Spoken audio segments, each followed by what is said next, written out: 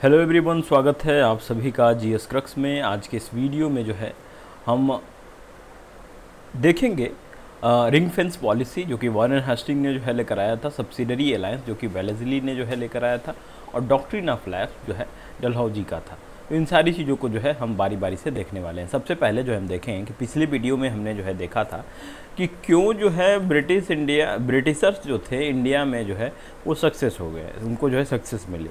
तो उनके पास superior arms थी भाई, सिविल जो है मिलिट्री डिसिप्लिन थी, सिविल डिसिप्लिन थी, ब्रिलियंट जो है लीडर्स निकल कर आ रहे थे, फाइनेंशियल स्ट्रेंथ उनके पास काफ़ी मजबूत था, नेशनलिस्ट प्राइड था भाई एक।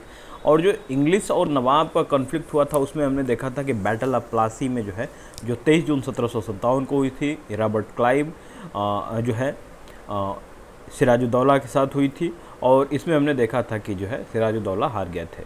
बैटल ऑफ बक्सर हुई 1764 में, जिसमें क्लाइव की विक्ट्री हुई। और यहाँ पे जो है हमने देखा था कि कंबाइंड आर्मी थी भाई, नवाब ऑफ बंगाल की, नवाब ऑफ अवध की और मुग़ल एम्परर की। और यहाँ से जो है ये बक्सर में लड़ाई हुई और 1764 का बैटल ये तीनों लोग हार गए और जो है क्लाइव की जीत हुई। अच्छा, यहाँ पे ट्रीटी ऑफ इलाहाबाद को हमने देखा था। फिर इसके बाद जो है हमने ब्रिटिश जो है ये इसका मैसूर के साथ जो है ब्रिटिश मैसूर जो ये वॉर चला था, जिसमें फर्स्ट एंग्लो मैसूर वॉर जिसको कहते हैं 1767 से 69 तक चला था। और यहाँ पे ट्रीटी ऑफ मद्रास हुई थी सेकेंड एंग्लो मैसूर वॉर में 1779 से जो है 1784 तक ये वॉर हुई थी। इसमें ट्रीटी ऑफ मैंगलोर जो है निकल कर आई थी, जो कि इनकन्क्लूसिव एक ट्रीटी थी। और फिर थर्ड एंग्लो मैसूर वॉर में 1790 से 92 तक ट्रीटी ऑफ श्रीरंगपट्टम हुई थी, जिसमें कॉर्नवालिस ने जो है कहा था कि मैंने जो है अपने दोस्तों को मजबूत भी नहीं होने दिया और दुश्मन को कमज़ोर भी कर दिया। फोर्थ एंग्लो मैसूर वॉर जो है 1799 में हुआ, जिसमें जो है मैसूर को पूरी तरह से कॉन्कर्ड कर लिया गया। अच्छा, एंग्लो मराठा को भी हमने देखा था, जिसमें फर्स्ट एंग्लो मराठा वॉर जो है 1775 से 82 तक हुआ था, जिसमें ट्रीटी ऑफ सूरत हुई थी 1775 में। ट्रीटी ऑफ पुरंदर जो है 1776 में हुई थी। ट्रीटी ऑफ सालवाई जो है ये 1782 में हुई थी। और इसमें जो है हमने देखा था सेकेंड एंग्लो मराठा वार। तो सेकेंड एंग्लो मराठा वार में भी जो है हमने देखा था कि 1803 से 1805 तक हुई थी। इसमें जो है ट्रीटी हुई थी, ट्रीटी ऑफ बसेट। इसके बाद जो है थर्ड एंग्लो जो है मराठा वॉर देखा था 1817 से 1819 तक, और इस तरह से मराठा जो है हार गए। इसके बाद सिंध हमने देखा था कि एलन बरो जो था, एलन बरो ने जो है गवर्नर जनरल था और जो सिंध को एक्वायर किया इसने। और पंजाब के साथ देखें तो ट्रीटी ऑफ अमृतसर हुई थी रंजीत सिंह के साथ, जिसमें 2 एंग्लो वॉर लड़े गए। इसमें एंग्लो सिख वॉर जो है 1845 से 46 तक, और जो है दूसरा 1848 से 49 तक। और इस तरह से जो है ये चीज़ें चली। अभी इस वीडियो में हम देखेंगे कि ये जो ब्रिटिश पैरामाउंसी थी ये किस प्रकार जो है ये लोग लेकर आए, और किस तरह ये क्या एडमिनिस्ट्रेटिव पॉलिसी थी जिसके कारण जो है ये चारों तरफ सक्सेस जो है इनको मिलती गई। पंजाब को जीता, या फिर जो है मैसूर को जीता, मराठों को जीता, सिंध को जीता, क्या था इसमें। तो सबसे पहले जो है हम देखते हैं कि ये जो है रिंग फेंस पॉलिसी जैसी चीज़ें लेकर आ रहे थे, प्लस जो है सब्सिडरी अलायंस जैसी चीज़ें लेकर आ रहे थे, और डॉक्ट्रिन ऑफ लैप्स जैसी चीज़ें जो है लेकर आ रहे थे लोग। तो इसमें हमने देखा था कि जो है 1757 से 1758 तक जो चीज़ें चली थी, 1857 तक जो है जो चीज़ें चली थी, उसमें हमने देखा था कि किस प्रकार जो है ये कंपनी को ज़रूरत थी रिफॉर्म की। अब रिफॉर्म की ज़रूरत थी तो इसलिए जो है इन्होंने पॉलिसी कुछ अपनी बदली, और यहाँ से जो है जो इनके एनेक्सेशन का क्या तरीका था वो बदला, और कुछ जो है डिप्लोमेसी, कुछ एडमिनिस्ट्रेटिव मैकेनिज्म जो है लेकर आए।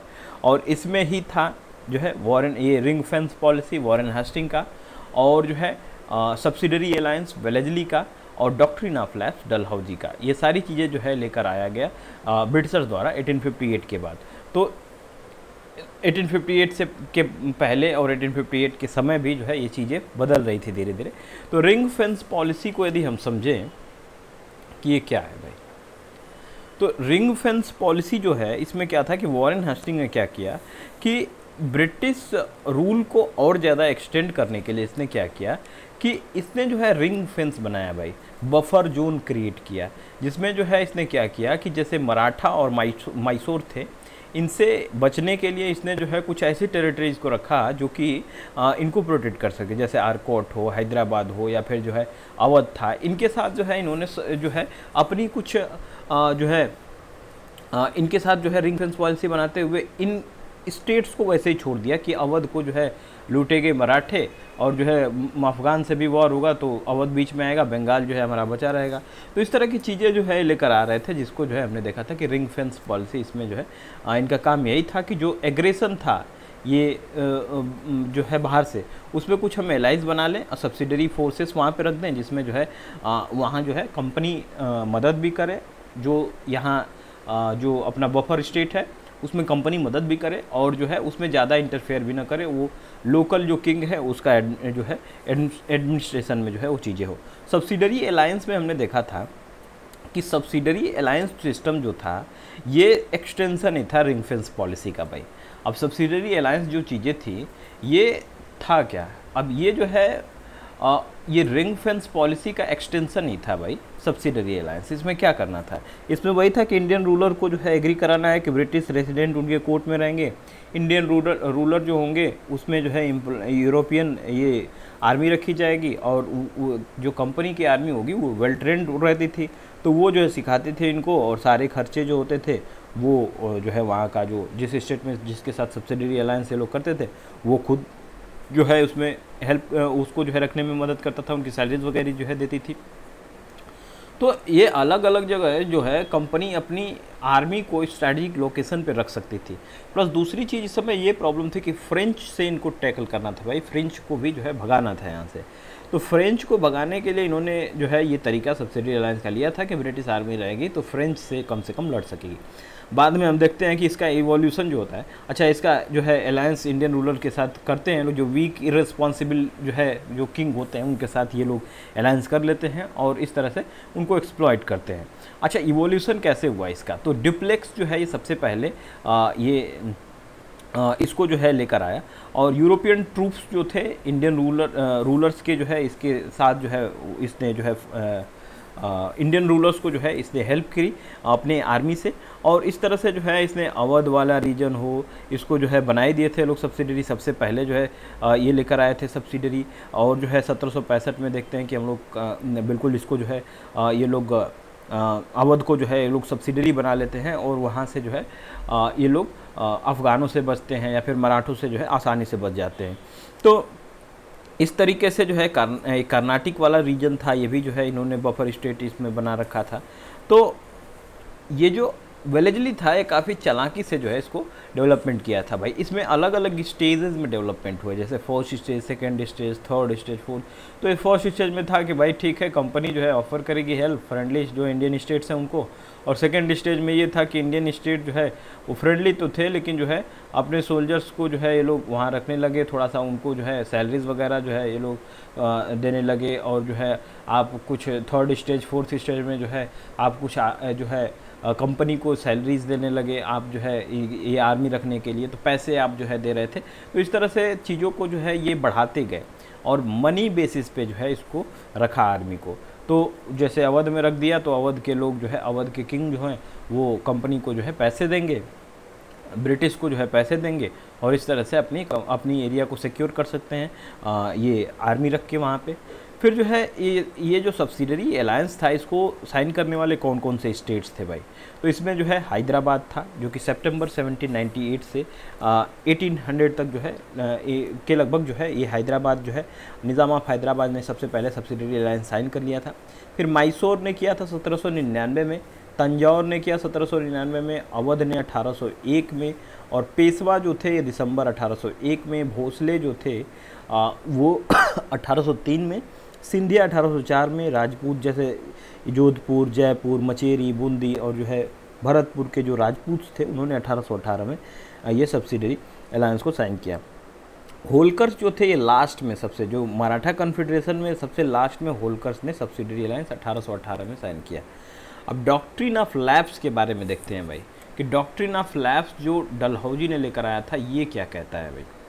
अब डॉक्ट्रिन ऑफ लैप्स जो है डलहौजी ने लेकर आया तो यहाँ क्या था कि ये सिंपल टर्म में डॉक्ट्रिन था जिसमें जो है ये लोग क्या कर रहे थे कि जहाँ पे ओरिजिनल हेयर नहीं था भाई, जहाँ पे ओरिजिनल सन पैदा नहीं होते थे, उस स्टेट को ये लोग एक्वायर कर लेते थे।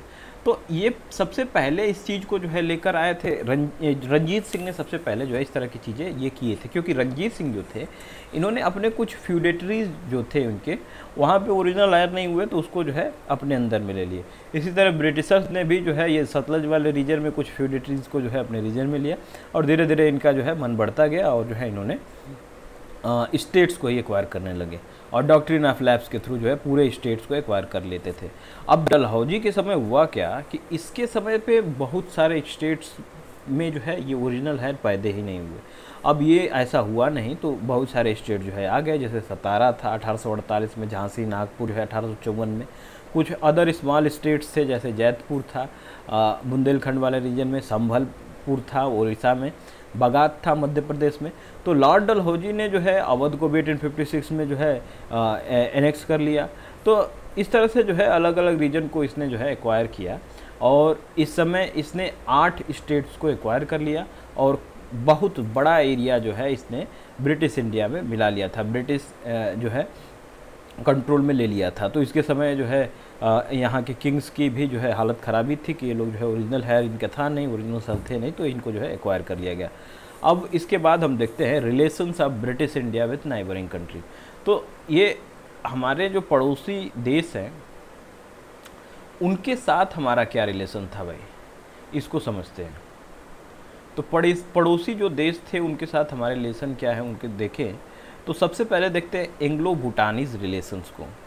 एंग्लो भूटानीज रिलेशन में देखें तो असम को जब इन्होंने एक्वायर किया था ब्रिटिशर्स ने ना, तो उस समय क्या हुआ कि जब असम को एक्वायर किया गया तो असम को एक्वायर करते ही ये लोग जो है असम को एक्वायर करते ही इन लोगों ने जो है अब कन्फ्लिक्ट बढ़ा, भूटान जो है टच में आ गया, एडजॉइनिंग टेरिटरी जो है आ गई थी। तो थोड़ा सा जो है इसमें अपना इनके साथ टेंशन बढ़े भूटान के साथ में, और भूटान के साथ टेंशन बढ़े तो जो है भूटानीज जो है भूटानीज और जो है ब्रिटिशर्स में वॉर हुए। भूटानीज ने जो है सरेंडर किया एनुअल सब्सिडी के ऊपर और इस तरह से जो है ये एंग्लो भूटानीज जो वॉर था वो बहुत लंबा चला नहीं था। इसके बाद हम देखें कि एंग्लो नेपालीज रिलेशन क्या हुआ भाई। अब जो है ये नेपाल साउदर्न डायरेक्शन में जो है फैलना चाहता था भाई। अब साउदर्न डायरेक्शन में फैलना चाहते थे तो इनके इधर तो भाई ब्रिटिशर्स थे, अब ब्रिटिशर्स फैलने नहीं देते। अब यहाँ पे जो है लड़ाई हुई 1813 से 23 के आसपास में, और लॉर्ड हेस्टिंग था जिसने जो है इस ट्रीटी को किया। इस ट्रीटी का नाम था ट्रीटी ऑफ संगौला। तो ट्रीटी ऑफ संगौला जो है ये साइन किया किसने, तो ये जो है साइन किया था वारेन हेस्टिंग ने, और ये 1816 में जो है इस ट्रीटी को साइन किया गया था। तो वारेन हेस्टिंग ने जो है ये ट्रीटी साइन की थी जिसका नाम था एंग्लो नेपालीज जो है इसमें ट्रीटी ऑफ संगौली। तो ट्रीटी ऑफ संगौली जो है इसके समय में हो गई थी। ये मेरी पेन ठीक से नहीं चल रही है इसलिए जो है इसको इग्नोर ही करें। तो जो है इस तरह से ट्रीटी ऑफ संगौली हो गई। और यहाँ ट्रीटी ऑफ संगौली में यह था कि नेपाल जो है ब्रिटिश रेसिडेंट को जो है एक्सेप्ट करेगा। नेपाल जो है डिस्ट्रिक्ट जो गढ़वाल और कुमाऊँ है उसको जो है दे देगा इनको ब्रिटिशर्स को, और जो है नेपाल जो है सिक्किम वाले रीजन से अपने आप को जो है निकालेगा, वहाँ से को सिक्किम को जो है फ्री करेगा। ब्रिटिश एम्पायर जो है अब हिमालयन रीजन तक पहुँच चुकी थी भाई, और अच्छी फैसिलिटीज़ पा गई थी सेंट्रल एशियन रीजन से जो है ट्रेड करने की। और जो है मैसूर, नैनीताल, शिमला वाला जो हिल स्टेशन है ना सब एक्वायर कर लिया था इसी ट्रीटी से, जो कि ट्रीटी ऑफ संगौली हुई थी 1816 में। इस चीज़ को जो है याद रखेंगे आप। 1816 में जो है ये पूरी तरह से ट्रीटी हुई थी, संगौली की ट्रीटी। तो इस बात को जो है आप ध्यान रखेंगे। इसके बाद हम देखें कि जो है एंग्लो बर्मीज रिलेशन क्या हुआ भाई। अब बर्मा को भी थोड़ा सा जो ये लोग जो है वेस्टवर्ड एक्सटेंशन चाहते थे भाई। बर्मा को देखेंगे तो जो है अरुणाचल प्रदेश, नागालैंड और जो है मणिपुर और मिज़ोरम के जो है ईस्ट में आपको दिखेगा ये बर्मा। अब बर्मा चाहते थे वेस्ट में बढ़ना, अब वेस्ट में ब्रिटिशर्स बैठे थे भाई। अब ब्रिटिशर्स को भी लालच आया, वहाँ बर्मा में वुड्स खूब थे, वुड्स की इनको जो है ज़रूरत थी, लकड़ियों की ज़रूरत थी भाई। शिप बनाने थे इनको, रेल पटरी जो है बिछानी थी इनको, तो इसलिए जो है इनको ज़रूरत थी लकड़ी की, और इन्होंने जो है सोचा वॉर करके इसको एक्वायरी कर लेते हैं। तो इसमें जो है फर्स्ट बर्मा वॉर होता है जिसमें जो है ये लोग ट्रीटी ऑफ यांडाबू साइन करते हैं 1826 में, जिसमें जो है 1 करोड़ रुपए इनको वॉर कंपनसेशन देना होता है। जो कोस्टल प्रोविंसेस है जैसे अरक्कन और तेनेसरिम, इन रीजन को जो है लोग सीड कर लेते हैं और असम जैंतिया वाले रीजन को जो है लोग छोड़ने के लिए कहते हैं। तो इस तरह से जो है फर्स्ट ये बर्मा वॉर कंक्लूड होता है। 1824 से 26 तक रहता है, जिसमें ट्रीटी ऑफ यांडाबू हो जाता है भाई। तो यांडाबू वाली ट्रीटी को जो है याद रखिएगा 1826 में हुई थी भाई। 1826 में जो है ये यांडाबू वाली ट्रीटी हुई थी, जिसको जो है ध्यान रखना है यहाँ पे। 1826 में ट्रीटी ऑफ यांडाबू। तो सेकेंड बर्मा वॉर हुआ, फिर जो है थर्ड बर्मा वॉर हुआ, जिसमें जो है ये ब्रिटिशर्स भी इस रीजन में आ रहे थे। अब ब्रिटिशर्स आ रहे थे तो अरे ये फ्रेंच आ रहे थे, तो अब भाई ब्रिटिशर्स तो बिल्कुल बौखला जाएंगे। अब इसी तरह से जो है थर्ड बर्मा वॉर हुआ और जो है इसमें पूरी तरह से इनको एक्वायर कर लिया था। इसी की तरह जो है हुआ था एंग्लो तिब्बतन रिलेशंस। यदि देखें कि एंग्लो तिब्बतन क्या रिलेशंस थे भाई। अब एंग्लो तिब्बतन रिलेशन में यदि हम समझे इसको, तो यहाँ पे जो है हुआ था कि यहाँ जो है इन लोगों ने क्या किया था कि तिब्बत वाला जो रीजन था वो रसिया एक्वायर करना चाहता था, चाइना अलग जो है इधर एक्वायर करना चाहता था, और जो है इंडिया अलग अपना कंट्रोल जो है चाहता था। ब्रिटिश इंडिया जो है अलग अपना कंट्रोल चाहता था। अब भाई किसी के कंट्रोल में गया ये नहीं, और जो है यंग हस्बैंड मिशन भेजा गया था। यंग हस्बैंड मिशन को याद रखिएगा, इसके बारे में बार बार जो है पूछता है। कर्जन ने जो है कॉलोनल यंग हस्बैंड को जो है भेजा था एंग्लो तिब्बतन रिलेशंस को जो है ठीक करने के लिए। और यहाँ पे ट्रीटी ऑफ लहासा 1904 में हुई थी तिब्बतन रिलेशन में यंग हस्बैंड, और ट्रीटी ऑफ लहासा बहुत ध्यान जो है याद रखेंगे। अब ट्रीटी ऑफ लहासा 1904 में हुई थी, जिसमें जो है इनको 75 लाख रुपए देने थे भाई। हर जो है एनम पे जो है हर एक साल पे जो है इनको 1 लाख रुपए देने थे, और 75 साल के लिए चुंबी वैली को जो है ये लोग एक्वायर करने वाले थे। और जो है इस तरह से बाद में फिर ये थोड़ा सा ये चीज़ों को ठीक कर लेते हैं, और जो है 75 लाख से 25 लाख कर देते हैं, चुंबी वैली को छोड़ देते हैं। इस तरह से जो है ये अपनी जो एंग्लो तिब्बतन रिलेशन है वो रहता है। तो ट्रीटी ऑफ लहासा और यंग हस्बैंड मिशन को आप ध्यान रखेंगे। फिर इसके बाद देखें एंग्लो अफ़गान रिलेशन कहता था भाई। तो एंग्लो अफ़गान रिलेशंस के बारे में हम देखें तो अर्ली 19th सेंचुरी में क्या हुआ कि रसियन इन्फ्लुएंस जो है बढ़ रहा था इस रीजन में। अब रसियन इन्फ्लुएंस बढ़ रहा था, तो ये लोग फॉरवर्ड पॉलिसी ऑकलैंड की जो है आती है, जिसमें ये लोग चाहते हैं कि जो है दोस्त मोहम्मद से जो है लड़ भिड़ कर, और यहाँ पे इनके साथ पहले तो चाहते हैं कि इनके साथ रिलेशंस अच्छे हों। दोस्त मोहम्मद चाहता है कि भाई इनको रिलेशन अच्छे करने हैं, तो हमें जो है कुछ चाहिए इसके लिए, और वो डिमांड करते हैं पेशावर की। पेशावर सिखों के पास होता है, सिख जो है वो देंगे नहीं, और इस पर ब्रिटिशर्स माने नहीं। तो इस तरह से जो है दोस्त मोहम्मद चले गए रसिया साइड में, और इधर इंडिया में हो रही थी ट्रीटी ऑफ ट्राइपेट। तो ट्राइपेट ट्रीटी के बारे में हमने जो है पहले भी देखा है। 1838 में ट्राइपेट ट्रीटी हुई थी। इसमें शाह शुजा को जो है ये हुआ कि शाह शुजा को जो है गद्दी पे बिठाएंगे दोस्त मोहम्मद को हटा के। अब शाह शुजा को वहाँ के लोग पसंद ही नहीं करते थे, उसको जो है बिठाए सब ये, लेकिन जो है उसको भगा दिया गया। तो इसमें जो है वॉर हुई थी एंग्लो अफ़गान वॉर, जिसमें फर्स्ट एंग्लो अफ़गान वॉर हुई थी। शाह शुजा को जो है ये यहाँ पे अफ़गान का आमिर बनाया गया था, लेकिन जो है वहाँ के लोग रिवोल्ट कर दिए, और ये इसको जो है भागना पड़ा शाह शुजा को। तो इस तरह से जो है ये चीज़ें ख़त्म हुई थी। इसमें जो है फिर देखें तो जॉन लॉरेंस की एक पॉलिसी ऑफ मास्टरली इनएक्टिविटी निकल के आती है भाई। यहाँ पे ये भी चाहते हैं कि भाई प्रैक्टिकल रूप से जो है एक कॉमन सेंस पे एक जो है फ्रंटियर को हम बनाएं, जिसमें अफ़गानिस्तान वाले रीजन को जो है हम किसी तरह जो है शांत रखें। तो अफ़गानिस्तान वाले रीजन से जो है रसियन अटैक हो सकते थे, इसके लिए जो है ब्रिटिशर्स डरते थे। तो दोस्त मोहम्मद के से जो है ये अच्छे रिलेशन चाहते थे। दोस्त मोहम्मद की जो है डेथ हो गई थी 1863 में भाई। अब 1863 में जब डेथ हुई दोस्त मोहम्मद की, तो भी जो है इनको जो है इतना जो है वो जो है शांत एरिया नहीं था जो है अफ़गान वाला रीजन की। दोस्त मोहम्मद की डेथ के बाद भी जो है ब्रिटिशर्स उसको एक्वायर करने से जो है डरते थे, क्योंकि रसियन जो है उसमें इंटरफेयर कर रहे थे, प्लस वहाँ की जो है पॉलिटिक्स। तो इस तरह से जो है वहाँ पे ये लोग चाहते थे कि पीस हो, फ्रंटियर पे जो है पीस वगैरह आ जाए, और जो है सिविल वॉर जो हो रहा है वो उसमें जो है ये लोग वॉर न करें। तो शेर अली जो है इसके बाद आते हैं, शेर अली के साथ अच्छे रिलेशन बनाने की कोशिश करता है। तो लिट्टन्स की फिर पॉलिसी आती है, पॉलिसी है प्राउड रिजर्व। अब प्राउड रिजर्व में लोग एम इनका यही रहता है कि साइंटिफिक जो है फ्रंटियर बनाएं, सेफ गार्ड करें इस रीजन को। और लिट्टन जो है इसको चाहते हैं कि भाई इसके अफ़गान के रिलेशंस जो है इसी तरह हम जो है न छोड़ दें, इसको जो है एक्वायर करें। सेकेंड एंग्लो अफ़गान वॉर हो जाता है भाई। अब सेकेंड एंग्लो अफ़गान वॉर में जो है इसमें ट्रीटी होती है, ट्रीटी ऑफ गैंडामक। अब गैंडामा की ट्रीटी को आप ध्यान रखेंगे 1879 में हुई थी, और इस ट्रीटी के हिसाब से जो है क्या हुआ था कि आमिर जो होंगे वो अपने foreign policies government of India से ही लेकर करेंगे जो भी इनको करना होगा, और एक ब्रिटिश रेसिडेंट जो है वहाँ होगा काबुल में ब्रिटिश पर जो है परमानेंट ब्रिटिश रेसिडेंट वहाँ पे होगा, और गवर्नमेंट ऑफ इंडिया जो है आमिर को सपोर्ट देंगी, जिसमें फॉरेन एग्रेशन से जो है वो लड़ने में मदद करेगा। ब्रिटिशर्स एनुअल सब्सिडी इनको मिलेगी, और इस तरह से जो है चीज़ों को ये लेकर चलेंगे। लेकिन बाद में फिर से जो है इनके रिलेशंस ख़राब हो जाते हैं, और जो है यहाँ देखा जाता है कि 1921 तक जो है अफ़गानों का आपस में ब्रिटिशर्स से जो है ये रिलेशंस ख़राब होते रहते हैं, ठीक होते रहते हैं। अब देखते हैं हम लोग डूरंड लाइन के बारे में भाई। अब ब्रिटिश इंडिया और नॉर्थ वेस्ट फ्रंटियर को यदि हम समझें तो ये जो ब्रिटिश इंडिया था, एक जो है ब्रिटिश इंडिया जो था इसने जो है हमारे रिलेशंस तो ठीक हो नहीं पाए थे नॉर्थ वेस्ट के साथ में, जिसमें हमने देखा था कि जो है ये लोग क्या किए थे कि डूरंड लाइन को जो है बनाया एक, और इसमें ये था कि नॉर्थ वेस्ट जो फ्रंटियर था ना, वहाँ के जो ट्राइबल पीपल थे उनको जो है सपोर्ट में लिया, ब्रिटिशर्स को वहाँ से हटाया, ब्रिटिश आर्मी को वहाँ से हटाया, और ट्राइबल को ही हेल्प करते हुए जो है उसको सिक्योर किया था।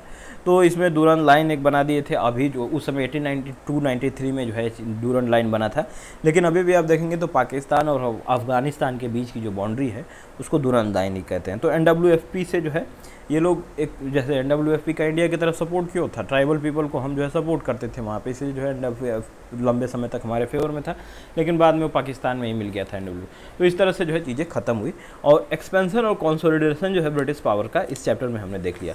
तो ये पूरी तरह से जो है हमारा चैप्टर खत्म होता है। कुछ चीज़ों को आप ध्यान रखिए भाई, डॉक्ट्रिन ऑफ लैप्स में कौन कौन से स्टेट्स थे, डॉक्ट्रिन ऑफ ये सब्सिडरी अलायंस में कौन कौन से स्टेट्स को जो है क्रम वाइज जो है क्रोनोलॉजी इसकी ध्यान होनी चाहिए।